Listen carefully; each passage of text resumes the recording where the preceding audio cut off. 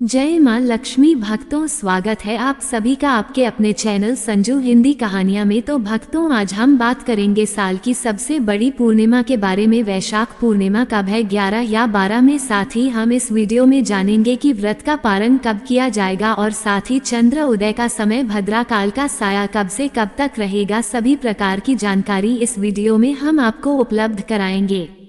साथ ही भक्तों, इस वीडियो के अंत में हम आपको एक गाय माता से जुड़ा उपाय भी बताएंगे। अगर आप उसे गाय माता से जुड़ा उपाय कर लेते हैं तो समझो अपने 33 करोड़ देवी देवताओं को प्रसन्न कर लिया। तो आपको यह विशेष उपाय केवल और केवल पूर्णिमा वाले दिन ही करना है, क्योंकि यह साल की सबसे बड़ी और बहुत ही प्रभावशाली शक्तिशाली पूर्णिमा बताई जा रही है। कहा जाता है कि अगर आप गाय माता से जुड़ा एक उपाय कर लेते हैं तो आपकी कोई भी मनोकामना होगा शीघ्र अति शीघ्र ही पूर्ण हो जाएगी और आप पर भगवान श्री हरि विष्णु की कृपा भी बनी रहेगी। तो चलिए वीडियो को आगे बढ़ते हुए शुरुआत करते हैं। भक्तों, आप सभी को वैशाख पूर्णिमा की हार्दिक शुभकामनाएं। वैशाख माह में पड़ने वाली पूर्णिमा को वैशाख पूर्णिमा कहते हैं। इसी दिन वैशाख पूर्णिमा का व्रत रखा जाता है और स्नान दान भी किया जाता है। आपको बता दें कि वैसा पूर्णिमा के अवसर पर सत्यनारायण भगवान का व्रत एवं कथा सुनने का भी विधान है। भगवान बुद्ध जी का जन्म हुआ था, इसलिए इस पूर्णिमा को पूर्णिमा के नाम से भी जानते हैं। तो चलिए इस वीडियो के माध्यम से हम जानते हैं कि साल 2025 में वैशाख पूर्णिमा कब है, पूर्णिमा का व्रत कब किया जाएगा, सत्यनारायण का व्रत किस दिन करना है, शुभ मुहूर्त क्या रहेगा और पूजा का शुभ मुहूर्त क्या रहेगी, पूर्णिमा तिथि कब शुरू होगी और कब समाप्त होगी, राहु काल का समय क्या है और इस दिन भद्रा का साया भी है। तो भद्रा कब से कब तक रहेगी और इस दिन चांद निकलने का सही समय क्या है, व्रत की विधि क्या है, सत्यनारायण भगवान की पूजन विधि क्या रहेगी और व्रत करने के नियम क्या है, व्रत का पारण कब करना है, कैसे करना है, इन सभी विषयों की संपूर्ण जानकारी आपको इस वीडियो के माध्यम से प्राप्त होगी। लेकिन वीडियो शुरू करने से पहले आपसे निवेदन है कि यदि वीडियो आपको थोड़ा सा भी अच्छा लगे तो कृपया एक बार लाइक अवश्य कर दीजिएगा, क्योंकि आपका एक लाइक हमारे लिए बहुत महत्वपूर्ण होता है। और भगवान सत्यनारायण की कृपा प्राप्त करने के लिए कमेंट बॉक्स में अवश्य लिखिएगा सत्यनारायण भगवान या जय श्री हरि। भगवान सत्यनारायण के आशीर्वाद से आपकी हर मनोकामना पूरी होगी और आपके जीवन के सभी कासन का निवारण होगा। तो चलिए बात करते हैं वैशाख पूर्णिमा की। भक्तों, हिंदू धर्म में वैशाख पूर्णिमा का बहुत अधिक महत्व है। वैशाख पूर्णिमा के दिन पवित्र नदियों में स्नान करने, जरूरतमंदों को दान करने का भी विधान है। इस दिन मां लक्ष्मी और भगवान विष्णु जी की पूजा का विशेष महत्व है। इस दिन गंगा नदी में स्नान करने के बाद दान पुण्य करने से पुण्य फल की प्राप्ति होती है। भक्तों, इस दिन लोग अपने घरों में सत्यनारायण भगवान की कथा सुनने का आयोजन करते हैं एवं सत्यनारायण का व्रत भी रखते हैं कि पूर्ति हो। सत्यनारायण का व्रत रखने से एवं पूजा करने से सुख समृद्धि, वैवाहिक जीवन में सुख, संतान प्राप्ति, रोग मुक्ति एवं समस्त मनोकामनाओं की पूर्ति हो जाती है। भक्तों, पूर्णिमा के दिन दो तरह से व्रत किया जाता है। कुछ लोग पूर्णिमा का व्रत करते हैं और सारा दिन व्रत करने के बाद चंद्रमा को अब्बाव पूजन के बाद व्रत खोल लेते हैं, और कुछ लोग पूर्णिमा के दिन भगवान सत्यनारायण के निमित्त व्रत पूजन करते हैं। भगवान सत्यनारायण के व्रत में सुबह स्नान आदि करने के बाद भगवान सत्यनारायण का पूजन किया जाता है। सत्यनारायण भगवान की कथा कही जाती है और कथा सुनने के बाद, कथा कहने के बाद उनको भूख आगे लगाने के बाद अपराध में या सायंकाल व्रत खोल लिया जाता है। आपको बता दें कि दोनों व्रत में पूजा विधि लगभग एक जैसी ही है और पूजन सामग्री भी एक ही है, और चंद्र पूजन की विधि भी समझेंगे से पहले उठ जाना चाहिए। स्नान ध्यान करने के लिए आप इस दिन गंगा स्नान कर सकते हैं तो बहुत उत्तम रहेगा। अगर गंगा स्नान नहीं कर सकते तो आप घर पर भी गंगा स्नान का फल प्राप्त कर सकते हैं। आप पहले नहाने वाली बाल्टी को अच्छे से साफ सुथरा करें, फिर उसमें पहले थोड़ा गंगाजल डालें, उसके बाद उसमें शुद्ध जल भर लीजिए। इससे गंगा स्नान का फल प्राप्त होगा। जब आप स्नान करेंगे तो हर हर गंगे बोलते हुए स्नान करना है। स्नान आदि करके स्वच्छ वस्त्र धारण कीजिए। इसके बाद आपके घर का जो मंदिर है उसकी साफ सफाई कीजिए। पूजा स्थल को गंगाजल छिड़कर शुद्ध करें। सबसे पहले एक शुद्ध आसन में पूर्व या उत्तर दिशा की ओर मुख करके बैठ जाए। सभी पूजन सामग्री एकत्र कर लेगा। ये जान लेते हैं। सुपारी, लौंग, इलायची में फल और मिठाई आदि ले लें। दक्षिणा भी शामिल जरूर करें। जल के लिए हमें आवश्यकता रहेगी। एक लोटे में पहले थोड़ा गंगाजल भरेगा, उसके बाद उसमें शुद्ध जल भर लीजिएगा। सारी सामग्री एकत्र कीजिए और आसन लगाकर बैठ जाइए। अब एक लकड़ी की चौकियां पता रख लें। उसमें पीला कपड़ा उठाकर भगवान को स्थान दें। जो लोग भगवान सत्यनारायण का पूजन कर रहे हैं वह भगवान सत्यनारायण की तस्वीर रखें, या जो चंद्रमा व्रत करते हैं उन्हें भी भगवान सत्यनारायण का या लक्ष्मीनारायण का पूजन करना चाहिए। तो उनकी मूर्ति या फोटो स्थापित करें और भगवान सत्यनारायण का ध्यान करके अपना नाम, अपना गोत्र, जिस स्थान पर बैठकर आप संकल्प कर रहे हैं वहां का मकान नंबर, क्षेत्र का नाम, शहर का नाम लेकर भगवान से व्रत और पूजन हो। इसके लिए प्रार्थना करें, सुख समृद्धि की कामना करें। कोई मनोकामना है तो उसे भी बोलेगा। अब संकल्प की सामग्री भगवान के चरणों में अर्पित कर दीजिए। इस प्रकार से आपको संकल्प करने के बाद अब पूजन आरंभ करेंगे। सर्वप्रथम गणेश जी का ध्यान कर पूजा शुरू करें। अब सत्यनारायण भगवान का ध्यान कीजिए, स्मरण कीजिए, उनसे निवेदन कीजिए कि प्रभु आप आए, यहाँ विराजमान हो और पूजा को स्वीकार करें। सबसे पहले सत्यनारायण भगवान को जल अर्पित करेंगे। आप पंचामृत में कच्चा दूध, दही की शहद, शक्कर शामिल करें। यदि आपके पास भगवान की धातु की मूर्ति है तो आप पंचामृत से सीधे स्नान कारण, यदि तस्वीर है तो एक फूल ने उसमें पंचामृत लगाकर भगवान को अर्पित कर दें। पंचामृत से स्नान करने के बाद पुनः शुद्ध जल से स्नान चरण यानी शुद्ध जल अर्पित करें। अब भगवान को वस्त्र के रूप में मौली का टुकड़ा अर्पित कीजिएगा। अब भगवान को यज्ञोपवीत यानी जनेऊ अर्पित करेंगे। जनेऊ पर पहले होली लगाकर तिलक कर दीजिएगा। इसके बाद दीपक जलाएं, धूप जलाएं, भगवान को अर्पित करें। इसके बाद होली या चंदन का तिलक लगाएं और भगवान को पुष्पमाला चढ़ाएं। अब भगवान को हाथ से दीप दिखाएं। बिना दीपक को उठाए हुए या पुष्प में धूप दिखाकर भगवान को अर्पित कर दें। अब भगवान को भोग लगे, इसमें आप फल, मिठाई, मिश्री, बताशा और भगवान सत्यनारायण जी को पंचामृत और पंजीरी का भोग जरूर लगाएं। साथ में तुलसी का पत्ता जरूर रखें। भोग लगाने के बाद जल का आगमन करें। इसके बाद भगवान को तांबूल यानी कि पान के पत्ते पर 2 लोग 1 इलायची, 1 सुपारी रखकर अर्पित करें। इसके बाद अपनी इच्छा अनुसार भगवान को कुछ ना कुछ दक्षिणा भी अर्पित करें।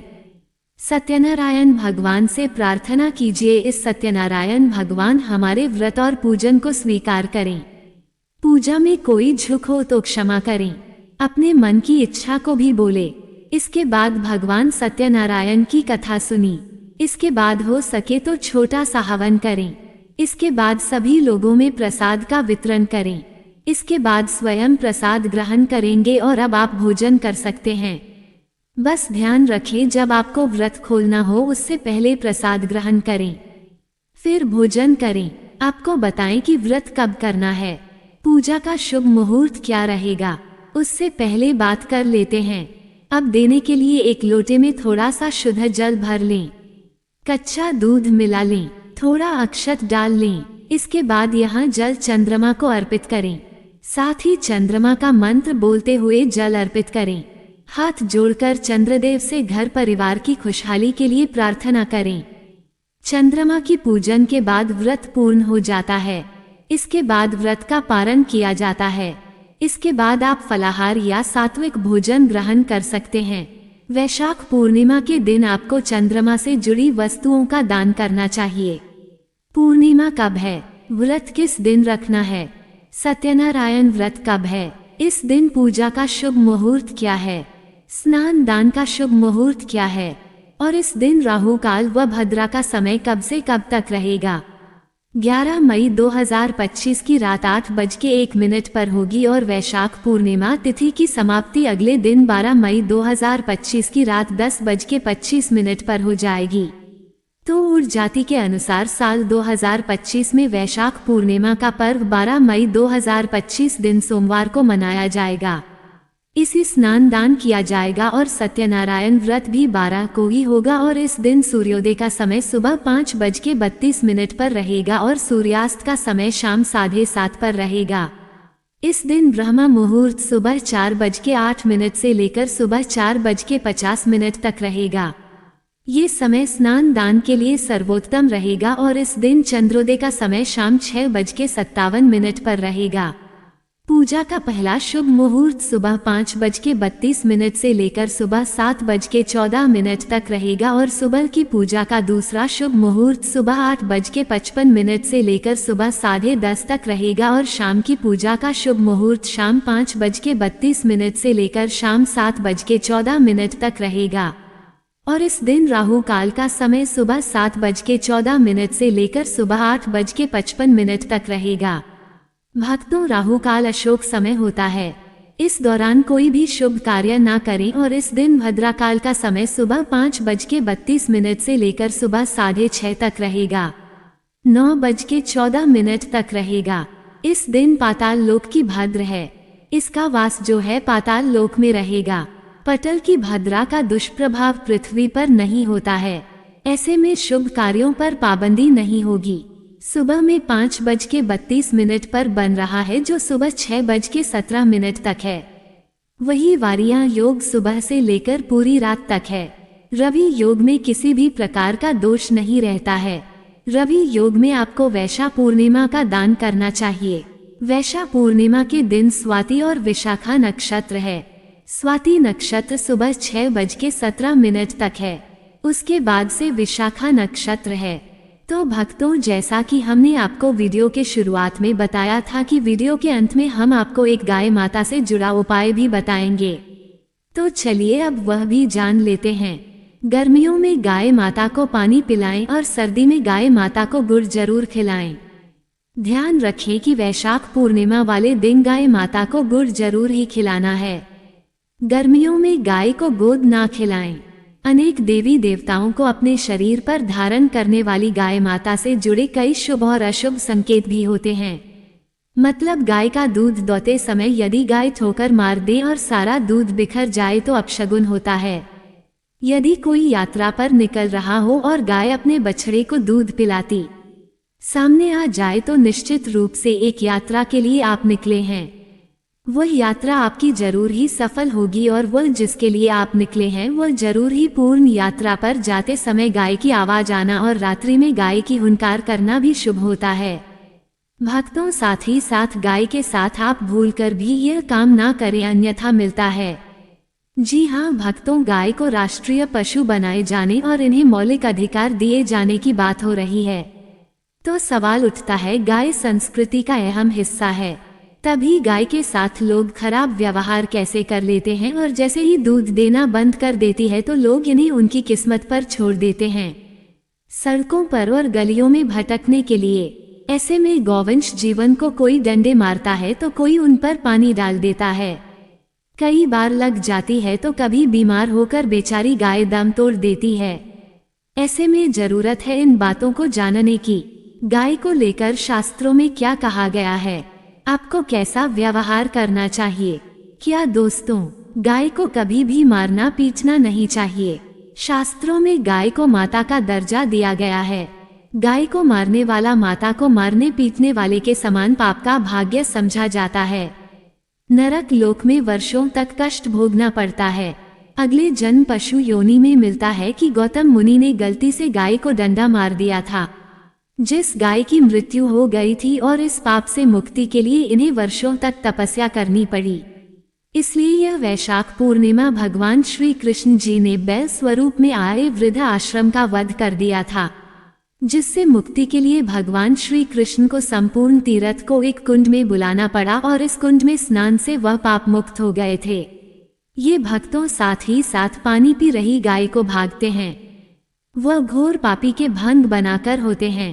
ऐसे लोग घर आपसे मुक्त होकर स्वर्ग पाए जाते हैं और बड़े ही धनवान काल में जन्म लेकर सुख भोगते हैं। और साथ ही साथ आराम कर रही गाय को कष्ट देकर कभी भी उठाना नहीं चाहिए। वह जन्म में किए गए जाने अनजाने में पापों से मुक्ति हो जाती है और गोलोक में स्थान पाते हैं। गाय को डंडा मारकर उठना, पानी डालकर उठाने से मनुष्य पाप का भागी बनता है और अगले जन्म में उसे दर दर भटकना पड़ता है। और साथ ही साथ शास्त्रों में बताया गया है, जो लोग गाय की सेवा करते हैं और उनका भोजन खिलाते हैं और उनकी परवरिश अच्छी तरह से कहते हैं, तो वह लोगों के जीवन की सभी इच्छाएं पूर्ति होती हैं। गाय के बछड़े से बचा हुआ दूध ही मनुष्य को लेना चाहिए, परंतु कुछ लोग एक बार गाय को धो लेने बाद फिर से बछड़े के लिए बचा हुआ दूध भी धो लेते हैं। ऐसा करना घोर पाप कहा जाता है। ऐसे दूध को धोने वाला और ग्रहण भी बन जाते हैं। भक्तों, साथ ही साथ शास्त्रों में कहा गया है कि गोंश मतलब गाय और बैल के पीठ पर नहीं बैठना चाहिए। उनका पीठ पर बैठने से महापाप लगता है। ऐसे लोगों को नरक की यात्रा भोगनी पड़ती है। एकमात्र देव के अंश के उत्पन्न नदी ही गाय वंश है, जिस पर स्वयं महादेव और महादेवी सवारी करती हैं। क्योंकि नंदी ने स्वयं अपनी इच्छा से महादेव की सवारी बनना स्वीकार किया था। और साथ ही साथ शास्त्रों में गाय के दान को बहुत ही महत्व दिया गया है, परंतु ऐसी गाय का दान कभी नहीं करना चाहिए जो बूढ़ी और बीमार हो। कठोपनिषद में नचिकेता की कथा भी इस संदर्भ में है कि जिस नचिकेता ने पिता द्वारा बूढ़ी गाय को दान करने पर आपत्ति जताई थी, दूध देने वाली और बछड़े सहित जो लोग गाय का दान करते हैं, वो महान पुण्य को हासिल करके स्वर्ग में स्थान पाते हैं। भक्तों, साथ ही साथ सूर्य, चंद्र, मंगल या शुक्र की युक्ति राहु से हो तो पितृदोष होता है। ये भी मानता है कि सूर्य का संबंध पिता से एवं मंगल का संबंध रक्त से होने के सूर्य यदि शनि, राहु या केतु या दृष्टि हो तथा मंगल की युति राहु या केतु से हो तो पितृदोष होता है। इस दोष से जीवन संघर्ष में बन जाता है। यदि पितृदोष हो तो गाय को प्रतिदिन या किसी भी एक वैशाख पूर्णिमा के दिन रोटी, गुड़, चारा आदि खिलाने से पितृदोष भक्तों हर एक और मांगलिक काम में गाय माता या उनसे जुड़ी चीज जैसे गाय का गोबर, गोमूत्र, गाय का दूध अथवा गाय के दूध से बना घी जरूर शामिल करें। इससे आपको पुण्य भाव की प्राप्ति होगी। सनातन परंपरा के अनुसार जिस घर में गाय होती है, उसे घर से जुड़े सभी वास्तु दोष स्वयं खत्म हो जाते हैं। गाय के ऊपर जो कुबड़ होती है, वह बृहस्पति गुरु है। अतः जन्मपत्री में यदि बृहस्पति अपनी नीच राशि मकर में हो या अशुभ शिवलिंग में जा रहे हो और सामने से गाय माता आई हुई दिखाई दे तो गाय माता को अपनी दाहिनी ओर से जाने देना चाहिए। आपकी यात्रा जरूर ही सफल होगी। और साथ ही साथ यह संकेत भी जान लें, यदि आप यात्रा पर जा रहे हैं और सामने आपके गाय पड़ जाए अथवा अपने बछड़े को दूध पिलाती हुई सामने गाय दिखाई दे जाए तो समझ जाना कि वह यात्रा आपके लिए जरूर ही सफल होगी। और साथ ही साथ जिस घर में गाय होती है उसमें वास्तु दोष स्वतः ही खत्म हो जाता है। और आप भी रोटी बनाएं, प्रतिदिन ताजी रोटी ही बनाएं। गाय को अगर आपने रोटी बनाई है तो कोशिश करें कि उसे रोटी को आप तुरंत ही गाय को खिला दें। अगर आप उसे रोटी को रख देंगे और उसे रोटी को अगले दिन देंगे तो वह रोटी बंसी मानी जाएगी। गाय को कभी भी बासी रोटी ना दें, इससे घर में नकारात्मक ऊर्जा वास करती है और आपके बिल्कुल भी नहीं बनेंगे। इससे आपके घर में हमेशा दर्द देवता का वास रहेगा और आप जिस भी काम उसे काम में आपको हमेशा असफलता ही हाथ लगेगी। इसीलिए कोशिश करें गाय को रोजाना ताजी रोटी बनाकर खिलाएं। बासी रोटी गाय को ना दें और साथ ही साथ सड़ी गली चीज गाय को नहीं खिलानी चाहिए। कि घर में कोई फल है, कोई सब्जी है, सड़ जाए तो लोग क्या करते हैं, गाय को देते हैं। नहीं, ऐसा नहीं करना चाहिए। ऐसा करने से यदि आप गाय को खिलाते हैं तो और आप आपके भागी बन जाते हैं। और साथ ही साथ आप आटे की 11 लोई यहाँ बनाकर उनके ऊपर हल्दी लगा के इसके बाद गाय को खिलाएं। हर एक लोही को मिला दें। माता गाय की आप चरणों की स्पर्श करें या भक्तों, ऐसा करने से आपके समस्त काम बनने लगेंगे। जो दोहक का समय चल रहा है वह भी खत्म होगा। आपके जीवन में खुशियां ही खुशियां होंगी। और एक बार आप 7 बार गाय की परिक्रमा भी कर ले तो आपके समस्त कम होंगे। और साथ ही साथ आप गाय को जब भी रोटी दे, रोटी पर या तो आप थोड़ी हल्दी लगा लें, अगर अच्छा ना हो तो आप थोड़ा रख सकते हैं, थोड़ा घी रख सकते हैं। यह भक्तों गाय को कभी भी सूखी रोटी ना खिलाएं। सूखी का मतलब गई रोटी रखें, उसे पर कुछ ना कुछ रख कर खिलाएं। हल्दी रख ले मिश्री की या जो भी रख ले, मतलब खाली रोटी नहीं खिलानी इस बात का। जब भी आपको शुभ फलों की प्राप्ति होगी। जी हाँ भक्तों, उपाय कुछ बातें जिन्हें आपको ध्यान में जरूर रखना चाहिए। यह भक्तों वीडियो अच्छी लगी हो वीडियो को लाइक करें, ज्यादा से ज्यादा अपने भक्तों में शेयर करें।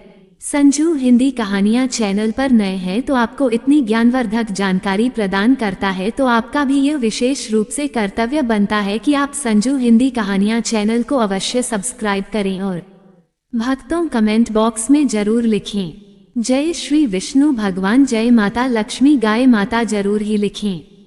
जानकारी अच्छी लगी हो तो वीडियो को लाइक जरूर ही करें और चैनल पर नए हैं तो चैनल को सब्सक्राइब कर ले, ताकि किसी भी प्रकार की और भी ज्ञानवर्धक वीडियो आपको सीधे नोटिफिकेशन के माध्यम से प्राप्त हो सके। वीडियो के अंत तक बने रहने के लिए आप सभी का धन्यवाद। भक्तों, अगर आप वैशाख पूर्णिमा के शुभ अवसर पर मां लक्ष्मी और भगवान श्री हरि विष्णु की असीम कृपा पाना चाहते हैं तो कमेंट बॉक्स में लिखें जय मां लक्ष्मी, जय श्री हरि विष्णु, हम पर अपनी कृपा करें और हमारे सारे दुख दूर करें। जय मां लक्ष्मी, जय श्री हरि विष्णु।